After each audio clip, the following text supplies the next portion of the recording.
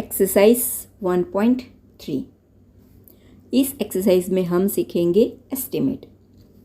What is estimate?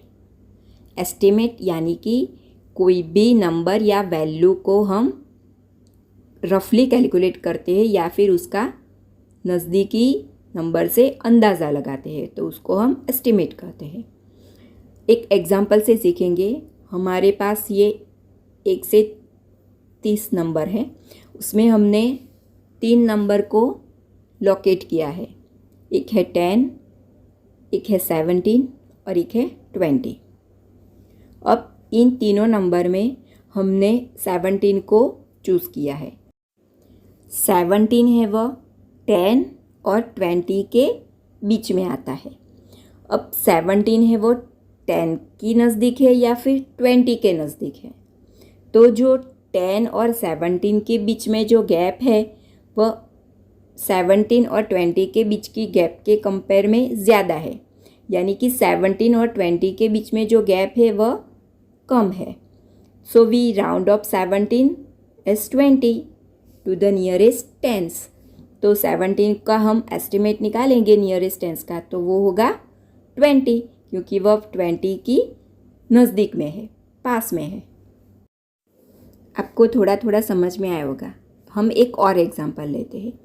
अब हम number 12 को कंसीडर करते हैं, जो 10 और 20 के बीच में आता है। 12 है वह 10 और 20 में से 10 के ज़्यादा नज़दीक है। So we round off 12 to 10। एक और एग्जांपल लेते हैं, 76। आप बता सकते हैं कि 76 है, उसका नियरेस्ट टेंस कौन सा होगा? इट्स 80, क्योंकि वह 70 और 80 के बीच में है और वो 80 के ज़्यादा नज़दीक है। So we round off 76 to 80। अब आप लोग नियरेस्ट टेंस समझ गए होंगे। एक बात का ध्यान रखना है, जब भी नंबर्स में 1 2 3 4 होते हैं तो वह 0 से नज़दीक होता है 10 के हिसाब से। So we round off them as 0। और नंबर्स में 6 7 8 9 होते हैं, वह 10 के नज़दीक में होते हैं। So we round off them as 10। Number 5 is equidistance from both 0 and 10, so it is round off as 10। Suppose 55 है, तो वह 50 और 60 के बीच में है, तो आप 50 भी ले सकते हैं और 60 भी ले सकते हैं। ये हो गया हमारा estimate to the nearest tens. अब हम करेंगे estimate to the nearest hundreds. इसमें भी सेम ही रूल्स लगते हैं। इज़ 410 नियरर टू 400 और टू 500? जैसे हमने टेंस में देखा है उसी तरह हम हंड्रेड्स में देखेंगे कि 410 है वह 400 और 500 के बीच में आता है, तो वह 400 के नज़दीक है या 500 की? तो 410 है वह 400 की नज़दीक है। So it is rounded off to 400। दूसरा है 889, वह 800 और 900 के बीच में आता है, लेकिन वह 800 से दूर है और 900 की नज़दीक है। So it is rounded off as 900। Estimate करना बहुत ही आसान होता है एंड इसमें भी number 50 is equidistance from 0 and 100 both, so it is rounded off as 100। इसी तरह हम एस्टिमेट टू द नियरेस्ट 1000 सीखेंगे। इसमें भी सेम ही होता है। नंबर्स 1 से लेकर 499 है, वह 0 से नज़दीक है और इस नंबर को हम राउंडेड ऑफ 0 करेंगे। और जो नंबर 501 से 999 है वह 1000 से नज़दीक है। So they are rounded off as 1000 and number 500 is rounded off as 1000। अब आप लोगों को एस्टिमेट समझ में आ गया होगा, तो आप आसानी से एक्सरसाइज कर सकेंगे। फर्स्ट है estimate each of the following using general rule. आपको नंबर के डिजिट देख के उसको एस्टिमेट करना है। फर्स्ट है 730 प्लस 998, तो पहला नंबर है 730, तो इसका हम एस्टिमेट लगाएंगे 700 और 998 का एस्टिमेट लगाएंगे 1000। अब दोनों का एडिशन करेंगे तो 700 प्लस 1000 होगा 1700। नेक्स्ट बी 796 माइनस 314, तो 796 का हम 800 लेंगे और 314 का 300 लेंगे। अब दोनों का सब्ट्रैक्शन करेंगे तो 800 माइनस 300 होगा 500। नेक्स्ट सी 12,904 प्लस 2,888, ये बड़े नंबर है तो इसका हम 10,000 के हिसाब से एस्टिमेट करेंगे।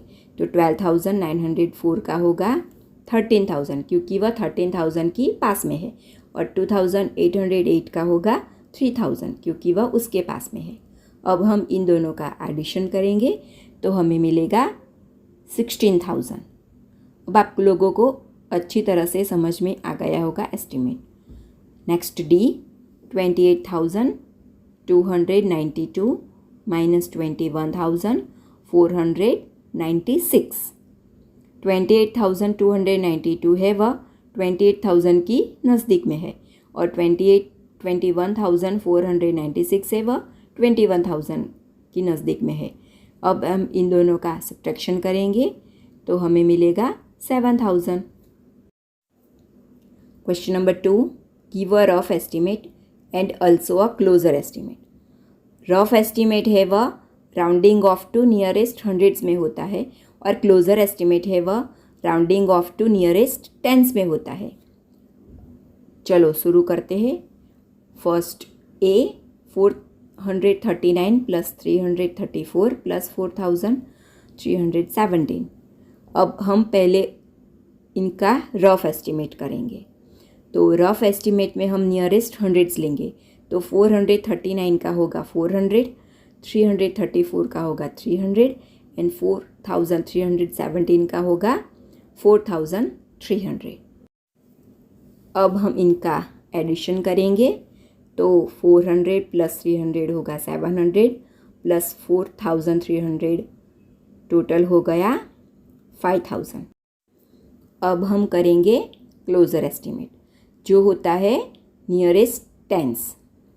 तो 439 का नियरेस्ट टेंस होगा 440, 334 का होगा 330 एंड 4,317 का होगा 4,320। अब हम तीनों का एडिशन करेंगे तो हमें मिलेगा 5,090। ये हो गया closer estimate. Next B 1,08,734 minus 47,599। पहले हम इसका रफ एस्टिमेट करेंगे तो हम नियरेस्ट हंड्रेड्स फाइंड आउट करेंगे। तो 1,08,734 का होगा 1,08,700 एंड 47,599 का होगा 47,600। अब इन दोनों का सब्ट्रैक्शन करेंगे तो हमें मिलेगा 61,100। अब हम करेंगे क्लोजर एस्टिमेट, तो हम इनका नियरेस्ट टेंस फाइंड आउट करेंगे। तो 1,08,734 का नियरेस्ट टेंस होगा 1,08,730 एंड 47,599 का होगा एज इट इज़ 47,600। अब इन दोनों का हम सब्ट्रैक्शन करेंगे तो हमें मिलेगा 61,130। इन दोनों में थोड़ा ही डिफरेंस आता है। अब नेक्स्ट सी 8,325 माइनस 491। पहले रफ एस्टिमेट करेंगे तो 8,325 का होगा 8,300 एंड 491 का होगा 500। अब हम इन दोनों का सब्ट्रैक्शन करेंगे तो 8,300 में से 500 माइनस करने पर हमें 7,800 मिलेगा। और अब क्लोजर एस्टिमेट करेंगे तो इसमें हम नियरेस्ट टेंस फाइंड आउट करेंगे। तो 8,325 का 8,330 आप 8320 भी ले सकते हैं। और 491 का होगा 490, तो आंसर होगा 7840। Next D 4,89,348 minus 48,365। पहले रफ एस्टिमेट तो 4,89,348 का होगा 4,89,300 एंड 48,365 का होगा 48,400। अब इन दोनों का सब्ट्रैक्शन करेंगे तो हमें मिलेगा 4,40,900। अब closer estimate nearest tens find out करेंगे तो 4,89,348 का होगा 4,89,350 और 48,365 का होगा 48,370। अब इन दोनों का सब्ट्रैक्शन करेंगे तो हमें मिलेगा 4,40,980। ये हो गया rough and closer estimate. Next question number 3, estimate the following products using general rule. General rule में आपको नियरेस्ट टेंस, नियरेस्ट हंड्रेड्स ऐसा कहा नहीं जाता, ये आपको खुद तय करना होता है कि आपको क्या एस्टिमेट करना होगा। तो शुरू करते हैं। फर्स्ट है ए 578 मल्टीप्लाई बाय 161। अब 578 है वह 500 और 600 के बीच में है, तो वह 600 की पास में है, तो इसका होगा 600 एंड 161 है वह 200 की पास में है, तो इसका होगा 200। अब इन दोनों का हम आसानी से मल्टीप्लिकेशन कर सकते हैं, तो 600 इंटू 200 होगा 1,20,000। Next B 5,281 multiply by 3,491। अब इन दोनों का एस्टिमेट करेंगे तो 5,281 है वह 5,000 की नज़दीक में है, तो इसका होगा 5,000 एंड 3,491 है वह 3,500 की नज़दीक में है, तो इसका होगा 3,500। अब हम इन दोनों का मल्टीप्लिकेशन करेंगे तो मिलेगा 1,75,00,000। Next C 1,291 multiply by 592। अब इनका एस्टिमेट करेंगे तो 1,291 का होगा 1,300 एंड 592 का होगा 600। अब इन दोनों का मल्टीप्लिकेशन करेंगे तो 13 6 78 और जो बचे ज़ीरोज़ है वो हम लगा देंगे, तो मिलेगा 7,80,000। Next D 9,250 multiply by 29। अब ये 9,250 है वह अपनी वैल्यू के हिसाब से 10,000 की नज़दीक में है, तो हम इसका 10,000 लेंगे और 29 है वह इसका हम 30 लेंगे। अब इन दोनों का मल्टीप्लिकेशन करेंगे तो 30 multiply by 10,000 equal to 3 lakh. अब आप लोग एस्टिमेट अच्छी तरह से समझ गए होंगे। मैंने ये कुछ क्वेश्चंस आपके प्रैक्टिस के लिए दिए हैं जो आपको खुद करने हैं, ताकि आपको पता चले कि आपको कितना समझ में आया है। अगर आपको कोई प्रॉब्लम है या फिर डाउट है तो आप मुझे कमेंट में पूछ सकते हैं। अगर आपको वीडियो अच्छी लगी हो तो वीडियो को लाइक और चैनल को सब्सक्राइब कर दो।